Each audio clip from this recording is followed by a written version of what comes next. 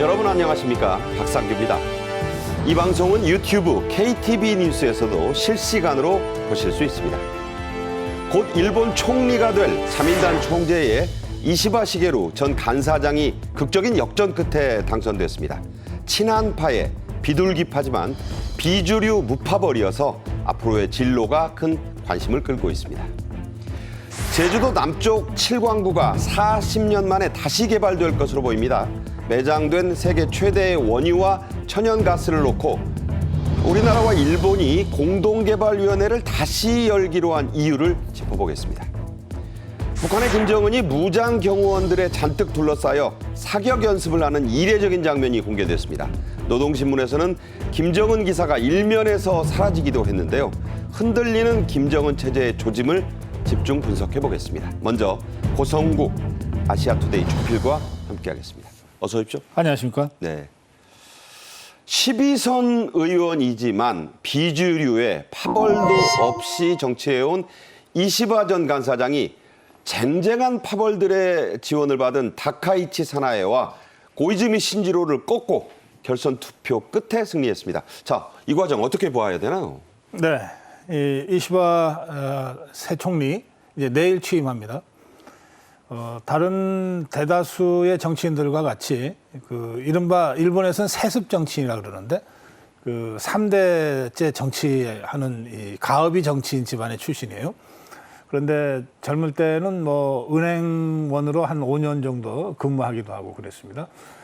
예, 그리고 29살에 최연소 중의원 의원이 됐는데 지금 표에 나오는 대로 그 1차에서 과반이 있으면 끝나는데 과반이 없으면 결선 가잖아요. 1차에서는 2등을 했어요. 네, 2등 했습니다. 27표 차이로 2등을 했는데 3등을 한 고이즈미 쪽의 표가 모이면서 이제 2차에서 역전을 시켰습니다. 그런데 이 역전되는 데는 또 다 이유가 있는 것 아니겠습니까? 네. 그 이시바 새 총리가 굉장히 그 온건하고 합리적인 그러면서 기존의 자민당의 그 파벌 정치에는 상대적으로 좀 물이 덜 든 사람. 그래서 무계보 이렇게 불리는 사람입니다. 그렇죠. 그러니까 사실 지금 자민당이 오랫동안 장기 집권을 하고 있지만 일본 국민들이 계보 정치가 좋아서 계속 자민당 하는 건 아니잖아요. 그런데 상대적으로 이시바라는 사람이 꽤 오랫동안 한 20여 년 지금 정치하면서 12선은 됐지만 계보 정치에 매몰되지 않은 네. 그러면서도 비교적 합리적이고 온건한 그리고 일본 국민들한테는 이시바라는 사람을 좋아할 만한 여러 가지 요소들이 또 있었던 것 같아요. 네. 이를테면 일종의 오다쿠, 여러 가지 그 분야의 오다쿠라고 알려져 있고. 마니아라고 그러죠. 예, 그렇습니다. 네. 예, 아주 특정 분야에 굉장히 몰입해서 취미 활동을 하는.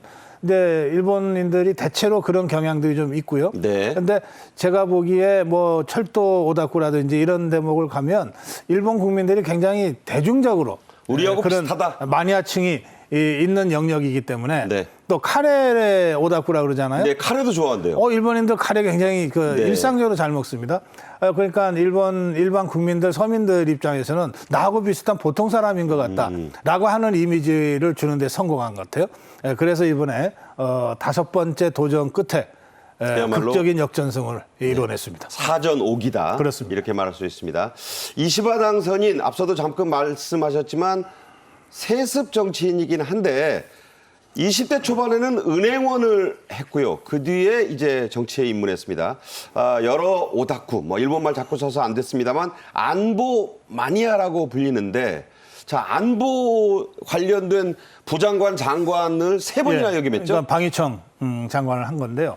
근데 이제 안보 쪽이나 뭔가 방위청 쪽에 일을 한 경력이 있다 그러면은 군사 쪽을 강조하게 되고 그러면 아무래도 우리 입장에서는 좀 경계하게 되죠. 일본의 군국주의가 다시 떠오르게 되고 그런데 네. 이 이시바 새 총리는 그런 면에서 굉장히 독특합니다. 네.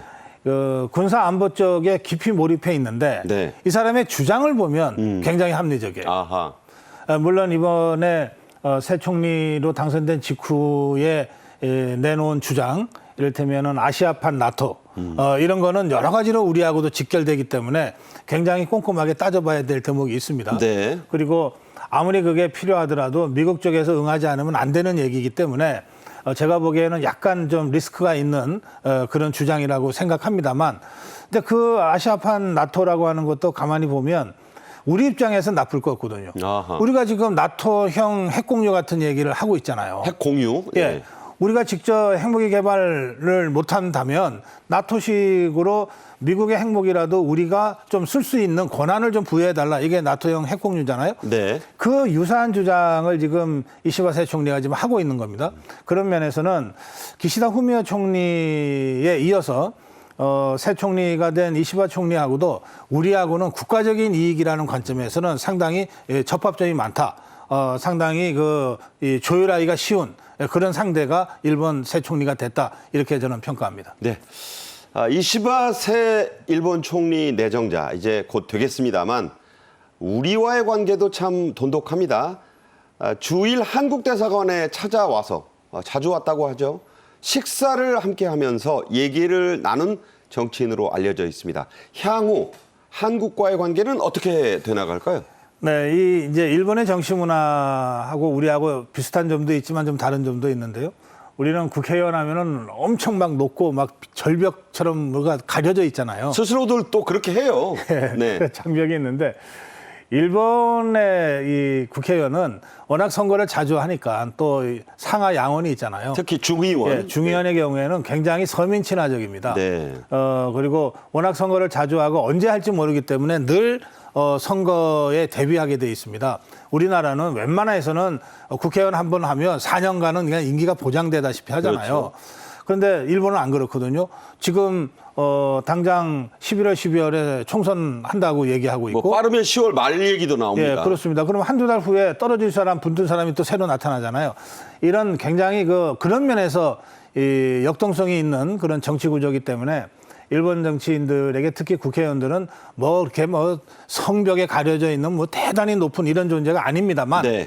그럼에도 불구하고 이런 그 다선 의원이 대한민국 대사관에 그냥 아무렇지도 않게 와서 꼭 대사를 만나야만이 된다. 이 국회의원들은 또 그렇잖아요. 그렇죠. 대사 아니면 안 보죠. 근데 이시바 의원은 그러지 않았거든요.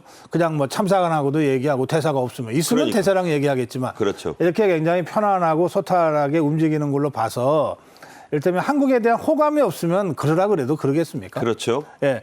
그래서 저는 이 한국에 대해서 굉장히 여러 가지 좋은 감정을 갖고 있는 사람이다. 특히 우리 입장에서 굉장히 예민하게 보는 게 야스쿠니 신사 참배 문제 아닙니까? 그렇죠. 이 사람은 야스쿠니 신사 참배 안 한 사람이에요. 반대하고 있습니다. 예, 그리고 반대하고 있거든요. 예, 그런 점에서도 단순히 한국을 좋아한다를 넘어서 미래 한일 관계를 제대로 정립해 가는데 늘 역사 문제가 좀 이 걸림돌처럼 되어 왔었는데 그렇죠. 이 문제가 원천적으로 좀 이런 문제로부터 자유로운 사람이다 하는 점에서 상당한 기대를 하기도 합니다. 네. 앞서도 잠깐 언급했지만 이시바 시게루 새 총리 내정자의 한국관 또 안보관에 대해 좀 더 얘기해 보겠습니다. 일본 정계의 유명한 안보통인데 본인이 안보에 대한 책도 여러 권 썼죠. 예, 그렇습니다. 박인총 장관을 했기 때문에 그쪽의 실제 전문가라고 할 수 있습니다. 그래서 아까 제가 잠깐 말씀드렸습니다만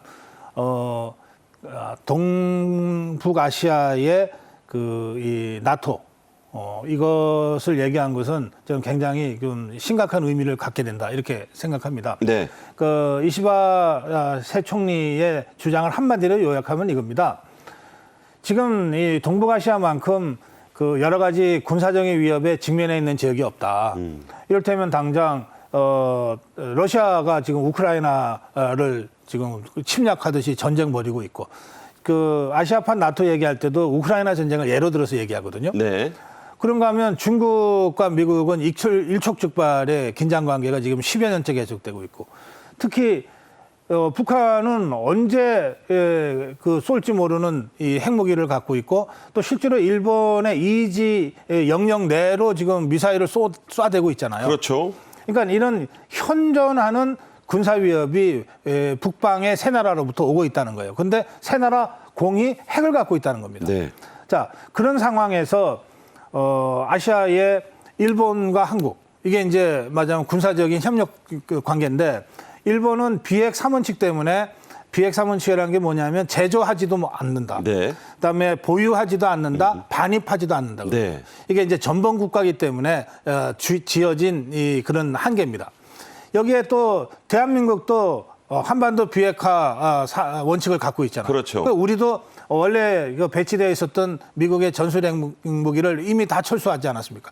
그러니까 핵이라고 하는 것은 하나도 없는 일본과 한국이 핵으로 무장한 러시아나 중국이나 북한의 군사적인 위협에 그대로 노출돼 있다는 거예요. 그렇죠. 이런 상태에서 미국의 해구산 약속을 가지고 이걸 버텨왔지만 이제 그 수준을 넘어서지 않았느냐. 그러면 이제는 아시아에서도 특히 동북아시아에서도 나토와 같은 수준의 미국 전략 핵무기를 공유할 수 있는 아시아판 나토 형태로 나아가지 않으면 안 된다. 이 주장하는 거거든요. 네. 사실 이 주장은 아마 대한민국 절대다수 국민들의 지지를 받을 수 있는 주장일 겁니다.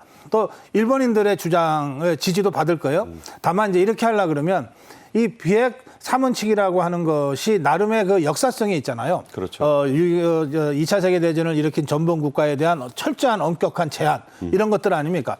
그러니까 이걸 하려면 미일 이 안보 협력 체제를 개정을 해야 된다든지 하는 이 관문이 있어요. 미일 주둔군 지휘 협정이죠. 네, 주둔군 지휘 협정까지 고쳐야 되거든요. 그 이제 미국이 해주지 않으면 아무리 하고 싶어도 못 하는 겁니다. 근데 미국은 한국이나 일본의 이런 요구가 나름 현실적인 이유가 있다고 이해를 하는데 그럼에도 불구하고 이걸 그런 식으로까지 가져갈 경우에 또 다른 네. 핵 경쟁이 이 도미노처럼 벌어질지도 모른다는 것 때문에 굉장히 신중하잖아요.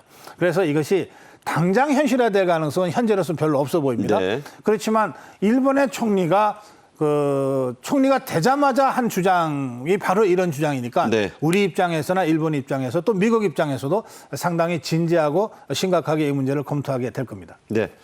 과거사 문제에 대해서도 상당히 전향적 입장을 보이고 있고 김대중 오부지 선언의 시절이 참 좋았다. 그 시절로 돌아가는 게 좋다. 이런 얘기를 하고 있는 게 바로 이시바 새 총리 내정자입니다. 이 아시아판 나토 창설, 지금 고주필 말씀하셨지만 세계 언론의 주목을 새삼 끌고 있습니다. 가능성이 얼마나 될지. 또 사실 북한과 중국, 러시아의 핵연합에 대한 이시바 총리의 안보관이 확고하죠? 그렇습니다. 일본의 정치인들이라고 해서 다 북한이나 중국의 군사적 위협을 현장감 있게 알기는 어려울 거예요.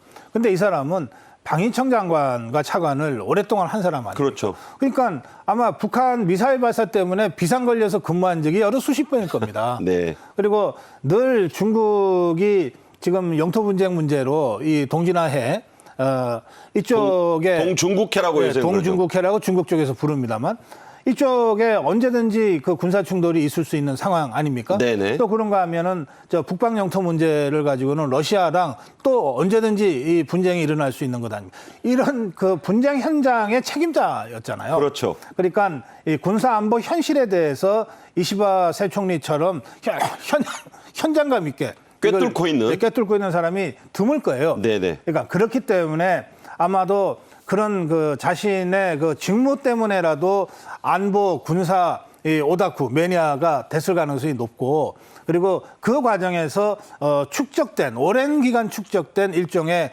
철학이 생긴 거죠. 네. 이 국가 안보 또는 군사 문제에 관해서는 나토형 아시아판 나토가 필요하다든지 또는 비핵 3원칙은 어떤 형태로든 수정돼야 된다든지 하는 여러 가지 이야기들이 앞으로 계속 나올 것 같습니다. 네.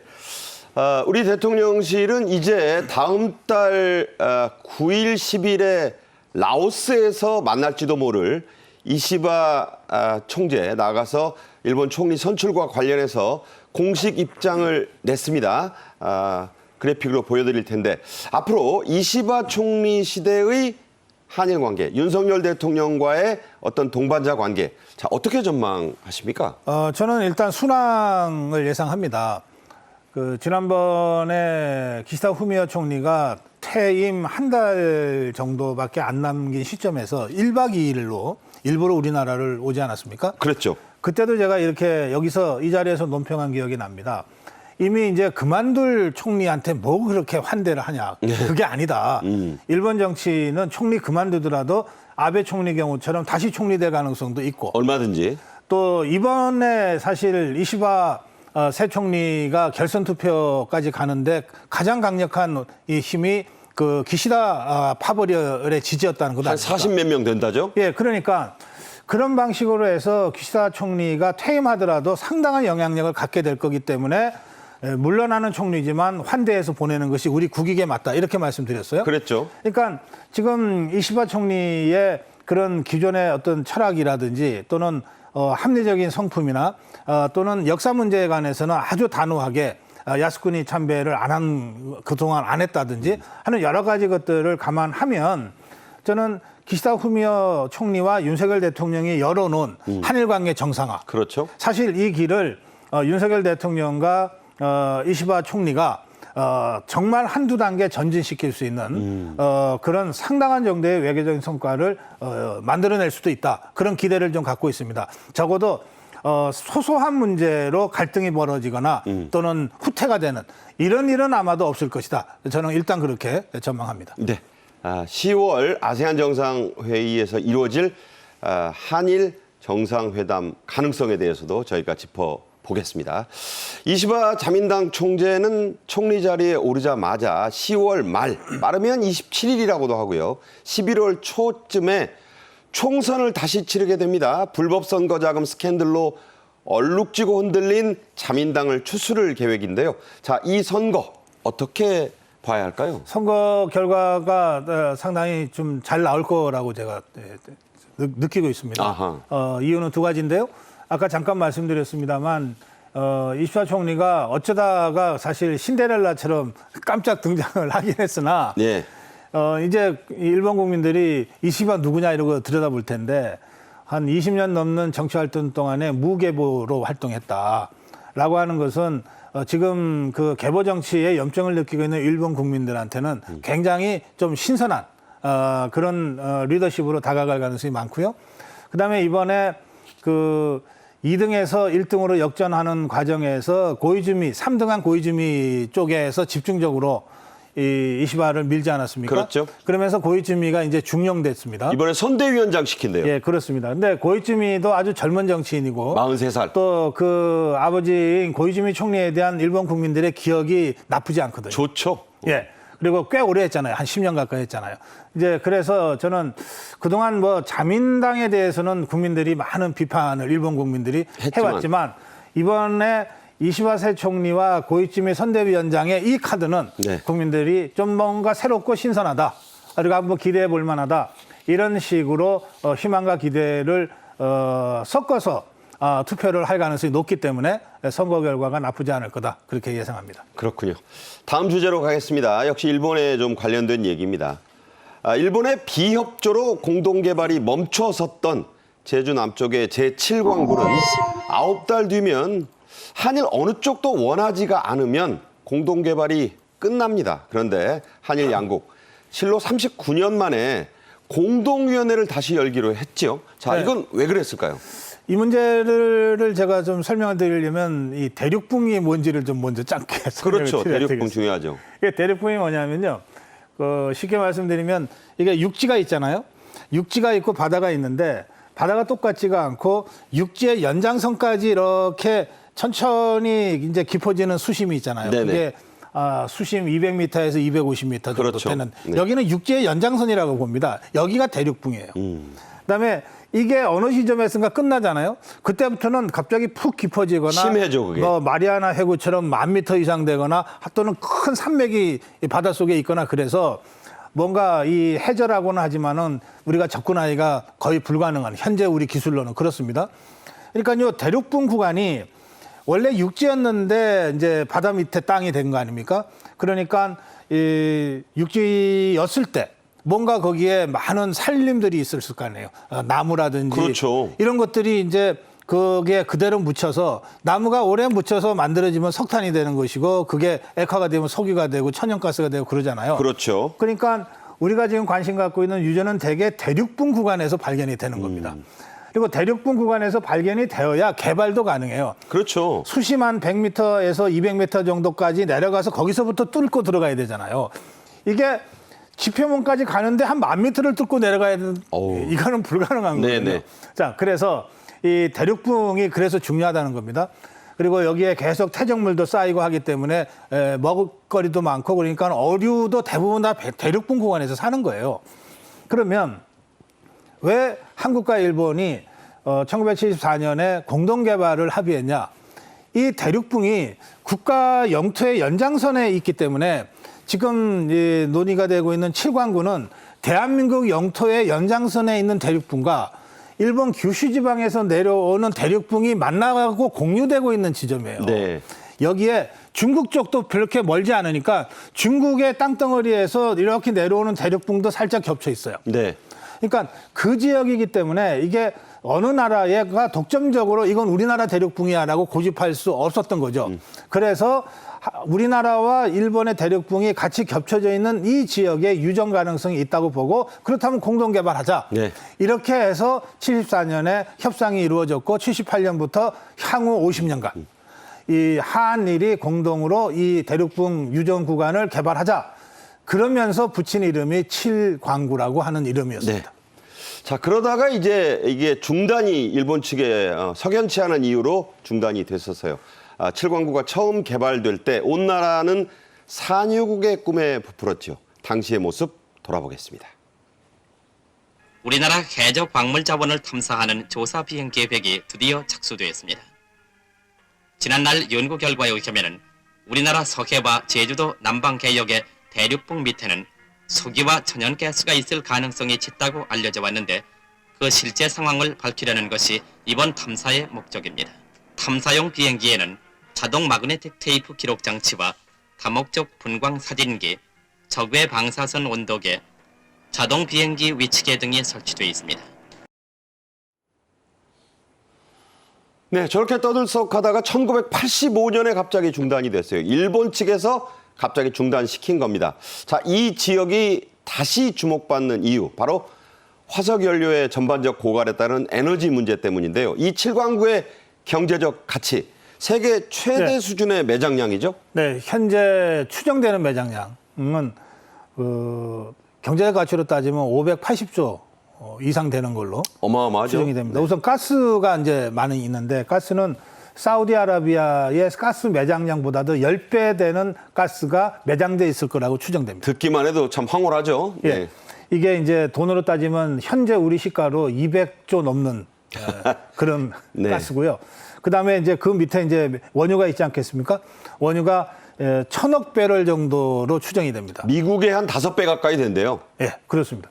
그래서 세계 최대의 그 가스 원유 매장이 있는 곳이다. 이렇게 지금 추정이 되는데, 물론 우리가 그동안은 이제 탐사를 했는데 제대로 발견을 못 했어요. 네. 그런데 사실은 그동안 한 39년, 40년 가까이 중단됐기 때문에 그 당시 기술로 그랬다는 것이고요. 네. 그 당시에야 탐사 기술이나 또는 시추 기술이 지금보다 훨씬 좀 뒤떨어지지 않았겠습니까? 네.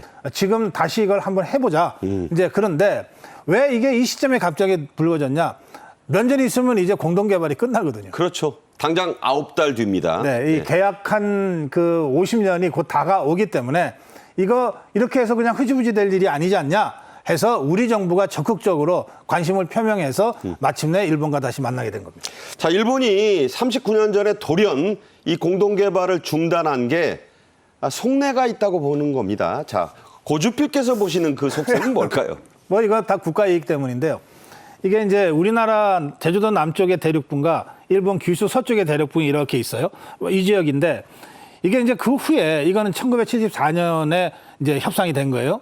그런데 그 바다의 영토를 정하는 이지선이라고 하는 거 있잖아요. 그래 있죠.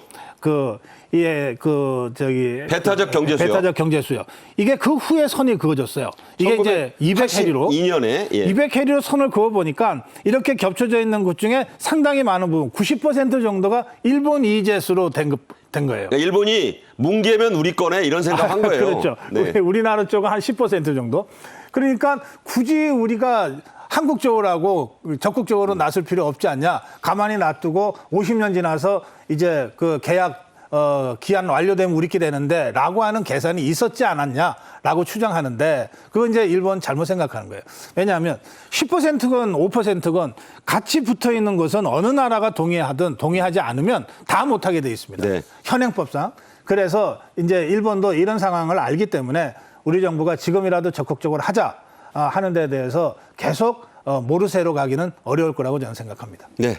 자, 중국에서 가까운 곳이 한 1km 근접 지점이 있답니다. 중국도 좀 호시탐탐하고 있습니다. 자, 이 7광구의 운명 앞으로 어떻게 될지 좀 구주필께서 전망해 주시죠. 그러니까 이제 중국은 뭐 자기 게 아니더라도 우리 거라고 이걸 분쟁하지 시키는데 아주 이 노하우가 많잖아요. 많죠. 그래서 이렇게 한일 공동 개발이 이런 식으로 성과 없이 끝나버리고 나면 중국이 이거 우리 거다라고 또 뛰어들 수가 있거든요. 그래서 저는 너무 늦지 않은 시점에 우리가 이 문제를 제기 잘했고 그래서 일본도 사태의 심각성을 알고 지금 일단 논의를 시작한 거 아닙니까? 네네. 저는 그래서 이게 중국이 개입하지 못하도록 그동안 50년으로 돼 있던 거 연장하는 거가 그렇게 어려운 건 아니거든요. 한일 양국에 다 이익이에요. 그렇습니다. 그래서 저는 양국에 다 이익이 되는 방향으로 이 문제가 해결될 거다. 기한 연장을 통해서. 그리고 마침 아까 제가 쭉 분석해드렸습니다만 일본의 새 총리 이시바 총리도 이런 문제에 관해서는 상당히 합리적인 사람이니까 네.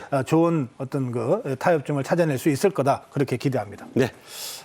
이 문제를 비롯한 한일 양국의 어떤 새로운 관계가 이시바 시게루 새 총리의 당선과 더불어 잘 돼나갈 것이라는 고성국 주필의 분석이었습니다.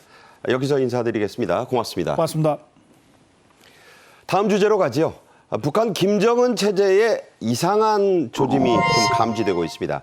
무장 경호원들의 잔뜩 둘러싸인 김정은의 모습이 보도됐고 노동신문 헤드라인에서 김정은 기사가 사라진 날이 나왔습니다. 매우 이례적이거든요. 또 김정은과 김여정 남매를 조롱하는 딥페이크 영상도 잇따라 나돌고 있습니다. 먼저 영상으로 보겠습니다.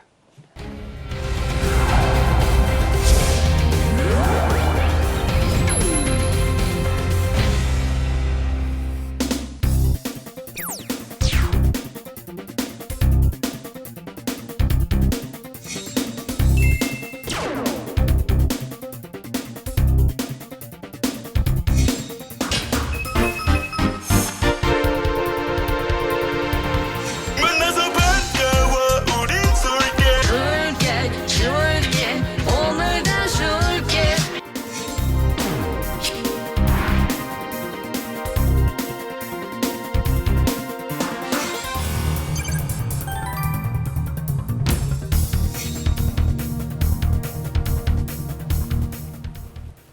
이번 주제에는 안찬일 세계 북한연구센터 소장과 함께하겠습니다. 안녕하세요. 안녕하십니까. 앞서 영상도 좀 보셨지만 오늘의 첫 질문은요. 김정은이 최근 군부대에 나가 사격 연습을 했는데 완전 무장한 경호부대가 대거 출동하고 소총 손가락에 장탄을 한 초총에 손가락도 걸고 있었어요. 이거 자체는 매우 이례적이죠? 대단히 이례적인 겁니다. 그러니까 이제 그 사격을 하는 군인들은 엎드려서 사격하는 군인들은 특수작전군. 그러니까 북한에는 육해공군 외에 특수작전군과 전략군이 있지 않습니까? 5군 체제입니다. 네. 그 특수부대 군인들이 지금 실탄 사격을 하는데 과거에 김정일의 경우는 아예 총 드는 군인들 곁에는 가지도 못했습니다. 네. 근데 김정은이 뭐 좀 배짱이 있다고 하고 가긴 갔는데 저렇게 다 손가락까지 걸고 지금 있어요. 예, 근데 그 옆에 974 군부대 호위 사령부 요원들이 방아쇠 손까지 걸고 그 밑에서 지금 실탄 사격하고 있는 군인들을 이게 커버하고 있는 겁니다. 걔들이 혹시 이쪽으로 총구 돌릴까 봐. 예, 언제든 돌릴 수 있기 때문에 그걸 돌릴 경우에 대비해서 저렇게 방아쇠까지 걸고 있는 겁니다. 네. 그런 일 자체가 없었다는 얘기입니다. 그만큼 충성파들로 구성된 이 특수부대원들마저 못 믿겠다. 이런 상징적인 장면이란 얘기예요. 전문가들은 이 모습을 보고 총알이 어디서 날아올지 몰라 잔뜩 경계하는 모습이라고 평가했습니다. 그리고 노동신문 일면 헤드라인 항상 김정일 또 김정은 기사로만 도배되던 그런 곳이거든요. 그런데 이게 사라진 날이 나왔어요. 네, 그게 상당히 이례적입니다. 항상 그 최고 존엄을 앞에다 놓아서 이제 사상교양 시키는데 그걸 뺐다.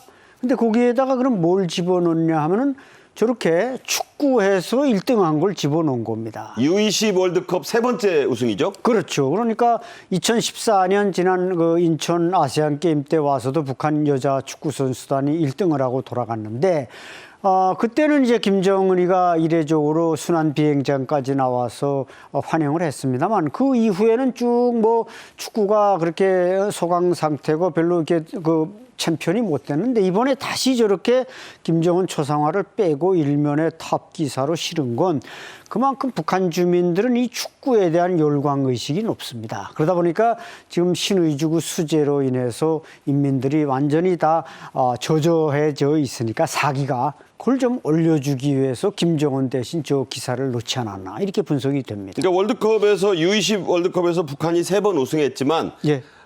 일면 헤드라인으로 올라온 게 이번이 처음이라서 맞습니다. 그런 얘기들이 좀 나오는 것 같아요. 네, 그렇습니다. 네. 그만큼 그 크게 보도도 해주고 또 국민 사기도 돋구고 이런 이중 효과를 노린 것 같습니다. 네. 자, 요즘 북한 방송은 김정은 일가의 충성한 원로들 다 이 돌아간 사람들입니다. 다큐멘터리 영화를 계속 틀어주고 있어요. 자, 이건 왜 그럴까요? 네, 북한은 그 김일성에게 충성했던 사람, 김정일에게 충성했던 사람들을 롤 모델로 내세워서 인민들에게 그들처럼 충성하라. 그러나 그 사람들은 그 측근으로서 대우받으면서 수혜자로서 충성한 것뿐이지 지금 뭐 밥 먹기도 힘든 인민들에게 충성하라 이게 사실 잘 맥히지 않습니다. 네. 근데 이번에 내세운 사람들을 보니까 이제 김기남 전 노동당 선전선동 비서 이 사람은 이제 60년대 말부터 선전선동부 부부장 과장 할 때부터 김정일을 이제 케어한 사람입니다. 북한의 괴벨스, 괴벨스라고 이제 쭉 선전선동 김정은의 멘토, 뭐 이렇게 불렸죠? 멘토죠. 예, 맞습니다. 그런데 이제 그 뒤로는 지금 이일환 선전비서가 있습니다만 그 외에 또 양형섭 이것은 이제 김일성의 사촌 그 형이니까 사촌 조카의 매형이죠. 양형섭 최고인민회의 명예부위원장 이런 사람들을 내세워서 인민들 보고 이걸 따라 배우라 이렇게 많이 말하지만 사실 인민들은 그런 걸 보면서 좀 콧방귀를 튕깁니다. 네. 자, 잘 먹히지 않는데도 계속 이 영화를 돌려주고 있다고 합니다. 그런데 북한에서도 몰래 돌려볼 수 있다고 지적되는 SNS 영상, 물론 우리나라에서 만든 거예요. 그것인데 김정은, 김여정 남매를 아이돌처럼 희화하는 영상입니다. 요즘 아주 큰 조회수를 올리면서 인기를 끌고 있습니다. 직접 한번 볼까요? 주님께서 인민들의 굶주림을 달래기 위해 노래를 부르십니다. 만나서 반가워 우린 솔게 그리고 남들의 진심을 전할게 지켜봐줘 인민들의 아이돌 줄게 오늘 다 줄게 내 남은 쓰레기랑 여겨 줄게. 네, 우리는 이제 딥페이크 기사가 하도 많이 나와서 딥페이크 같네라고 하지만 만약 저게 이제 USB 같은 걸로 해서 북한에 들어가서 본다면은 진짜처럼밖에 볼 수 없을 만큼 감쪽 같습니다. 인기 K-팝을 패러디한 영상, 김정은도 나오고 김여정은 걸그룹처럼 나오죠. 자, 조회수가 아주 대단히 빠르게 올라가고 있다고요? 예, 막 수백만을 기록하고 보통 수십만 기록하는 건 그냥 하루 이틀 사이에 기록을 하고 있거든요. 근데 이자 지적하신 대로 저게 북한에 들어갈 가능성이 있느냐? 거의 100%입니다. 네. 왜냐하면 우리 드라마나 영화, 노래가 다 USB로 제작이 돼서 국경을 통해서 장마당을 통해서 유포가 되고 있습니다. 우리가 뭐 지난 2018년 평창 올림픽 때 그 북한의 김정은이를 꼭 닮은 사람이 나타나가지고 북한 그 응원단이 아주 눈알이 뒤집힐 뻔했는데 네. 지금 저 영상은 이춘희 아나운서라든지 김정은이라든지 김여정이가 뭐 완전히 실물에 거의 100% 가까운 거 아닙니까? 그걸 가지고 만드는 거니까. 네, 만들었습니다. 근데 저게 이제 북한에 들어간다고 할 때 그 폭발력이 오죽하겠습니까? 그 사람들은 그 신화화된 이렇게 신적인 존재인 김정은 소위 그 총비서만 알았는데 그 완전히 뭐 이게 뭐야 그 아이돌에 등장해서 기우뚱기우뚱하면 춤을 추고 이 장난꾸러기 노릇을 하니까 김여정은 예쁘게 나왔어요, 상대적으로. 김여정은 실물보다 오히려 좀 어떻게 보면 좀 준수하게 나오는 편이지만 저기 북한에 들어갔을 때 가뜩이나 장마당 세대는 지금 우상화가 잘 안 맥히는데 저런 게 올라가면 김정은도 사람이구나. 그리고 이제 그 사람들의 인민들의 불만을 이제 그 대리 만족을 느낄 수 있다. 이러면서 앞으로 저런 것들은 좀 많이 만들어 가지고 북한에 투입했으면 좋겠습니다. 네. 자, 우리 젊은이들이 이런 영상을 만들어 올리는 이유, 이게 북한의 쓰레기 풍선에 분노했기 때문이라는 지적들이 많습니다.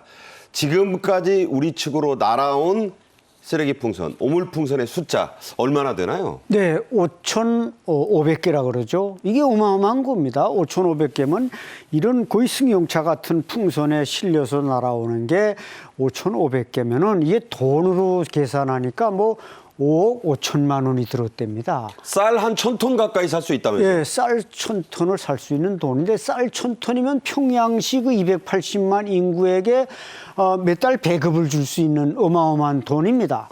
그러니까 이것을 북한이 지금 우리 대북전단, 뭐 대북방송 여기에 대응해서 한다고 하지만 이것은 사실 북한 체제를 더 약화시키고 체면을 떨어뜨리는 일임에도 그런 비열한 짓을 하니까 우리 젊은 세대들이 그게 분노해서 그게 상응하는 걸. 그러니까 북한은 뭔가 뭐 혹대려다가 혹 붙이는 지금 그런 결과가 차려질 것 같습니다. 네, 그렇군요. 또 다른 얘기 좀 해보겠습니다. 김정은은 이렇게 가짜 아이돌로 풍자의 대상이 됐지만 실제 탈북민 출신 젊은이들이 포함된 진짜 아이돌 그룹이 결성이 됐다고 합니다. 2명이나 들어갔다고요? 네, 4명인가 하는데 탈북민 청년들이 2명이나 들어갔고 원래 이제 탈북민들이 한 4, 5년 전에는 걸그룹을 먼저 시도했었습니다. 근데 걸그룹을 해서 북한 출신으로 하려니까 이게 우리 대한민국 걸그룹에 얼마나 유능한 인재들이 많습니까? 네. 그래서 그건 지금 사실상 포기됐고 이번엔 이제 그 또 한 10대 초반이나 이런 때 탈북해 온 그 가족의 자녀들은 대한민국에 와서 대학 생활하면서 거의 외모도 잘 먹고 잘 입으니까 우리 남한의 학생들과 비슷해졌습니다. 그러니까 보이그룹으로 도전하는 거예요? 네, 보이그룹으로 이제 아이돌로 도전을 하는데 여기엔 뭐 미국에 있는 어떤 그 학생도 인발부되고 이래서 상당히 그 용량이 빵빵하게 됐는데 이런 게 이제 말하자면 히트를 쳤다. 뭐 BTS처럼 갈런지 아직 그 누구도 모르는 일입니다만 그렇게 될 경우 그것 역시 북한에 또 전달될 경우 북한의 MZ 세대들한테 이 폭발력이 대단할 것 같습니다. 네. 탈북민의 역사를 또 그 한 장이라고 할 수 있는 이 보이그룹 데뷔란 그런 역사를 새로 쓰고 있는 이들의 사연 직접 들어보겠습니다. That was like, oh, they're North Koreans, by the way. 처음에 들었을 때는 진짜 무서운 느낌이 있었어요. 그래서 미안해.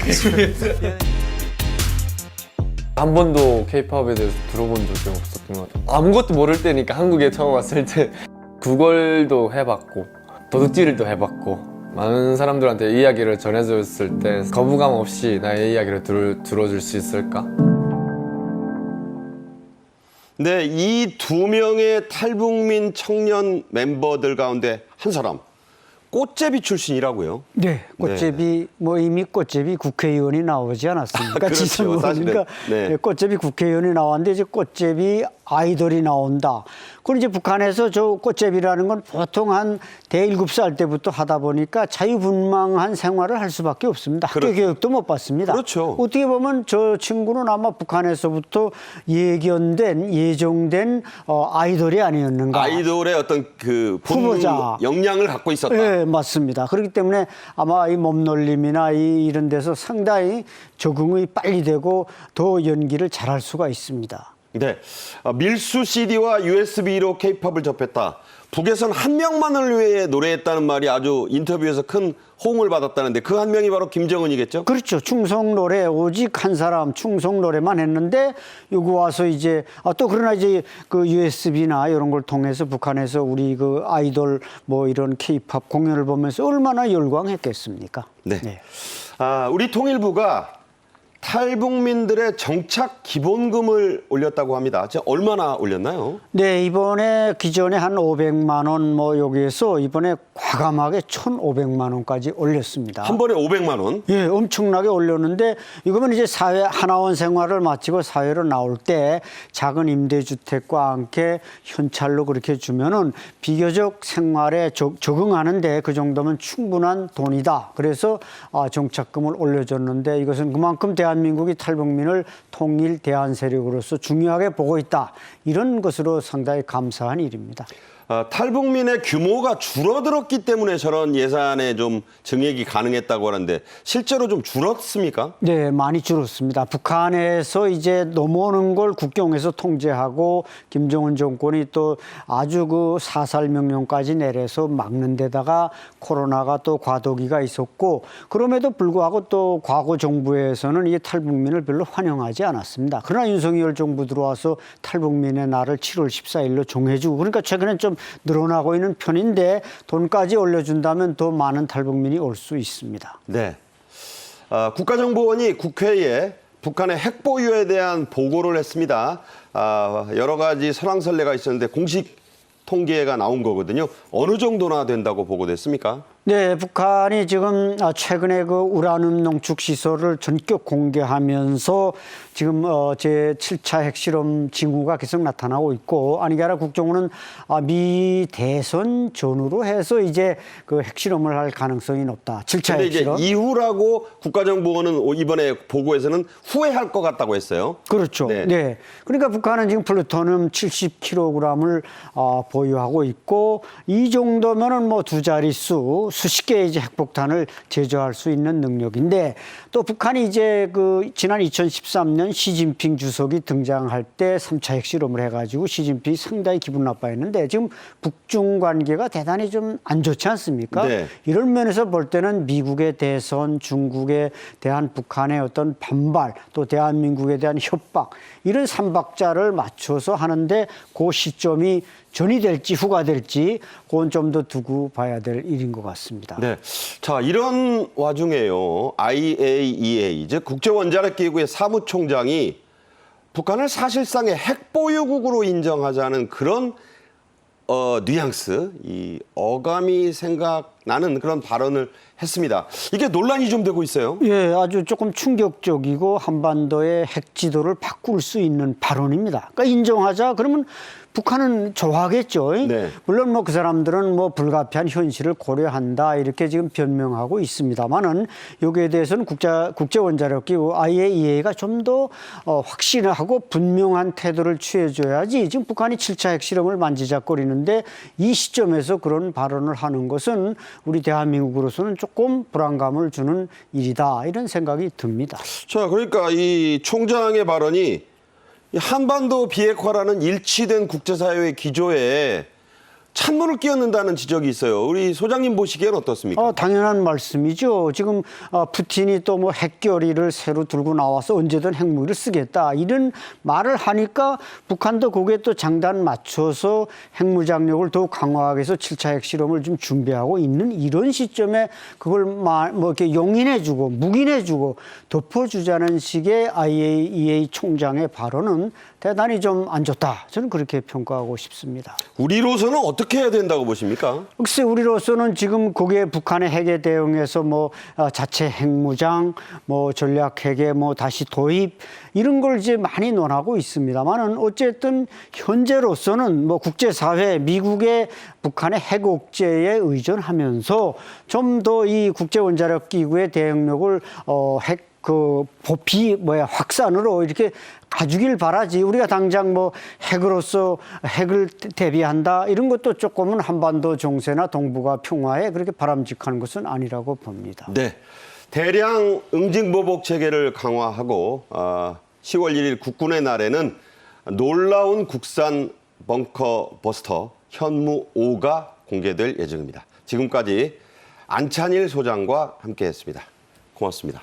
감사합니다. 저희 생방송 정책인의 이슈는 실시간 유튜브 방송과 함께 나간 뒤에 유튜브 다시 보기 또 5시 30분 재방송으로 보실 수 있습니다. 많은 시청 부탁드립니다.